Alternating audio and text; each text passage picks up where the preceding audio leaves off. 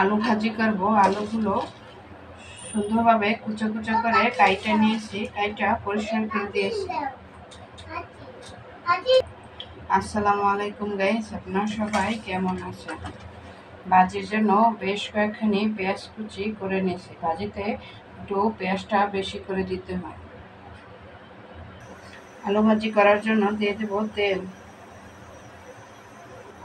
দিয়ে দেব বেশ কয়েকখানি পেঁয়াজ কুচি, দিয়ে দেব 4-5টা কাঁচামরিচ ফালি।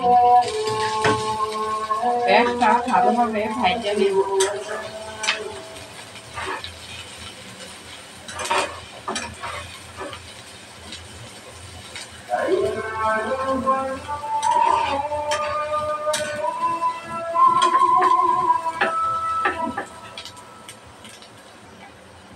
পেঁয়াজটা ভালোভাবে ভাজা হয়ে গেছে।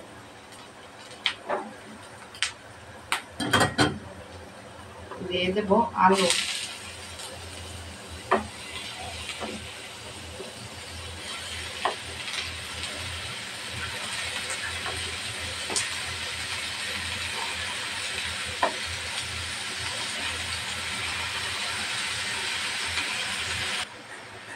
লবণ কুচি, সামান্য হলুদের গুঁড়া, ধনিয়ার গুঁড়া, টালা জিরার গুঁড়া, মশলার সাথে ভালোভাবে মিশিয়ে নেব। এই ভাজিতে আমি কোনো পানি এড করব না, পানি ছাড়াই ভাজিটা করব। পানি ছাড়া ভাজি করলে ভাজিটা খেতে অনেক মজা হবে। অল্প আছে রান্না করলে ভাজিটা হয়ে যাবে, তাই আর পানি লাগবে না।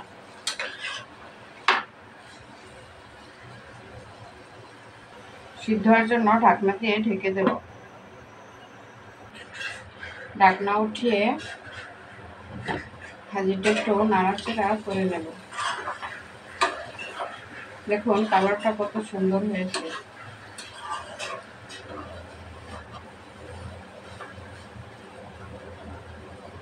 আবারও ঢাকনা দিয়ে ঢেকে দেব।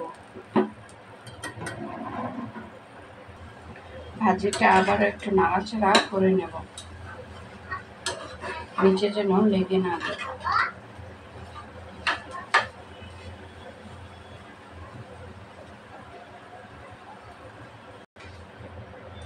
আলু ভাজাটা হয়ে গেছে। দেখুন কত সুন্দর ঝরঝরা হয়েছে, আর কালারটাও কত সুন্দর হয়েছে, আর সুন্দর একটা স্মেল বের হয়েছে। আমার ভিডিওটি যদি আপনাদের কাছে ভালো লেগে থাকে তাহলে শেয়ার করে দেবেন আর কমেন্টে জানাবেন। আল্লাহ হাফেজ, আসসালামু আলাইকুম।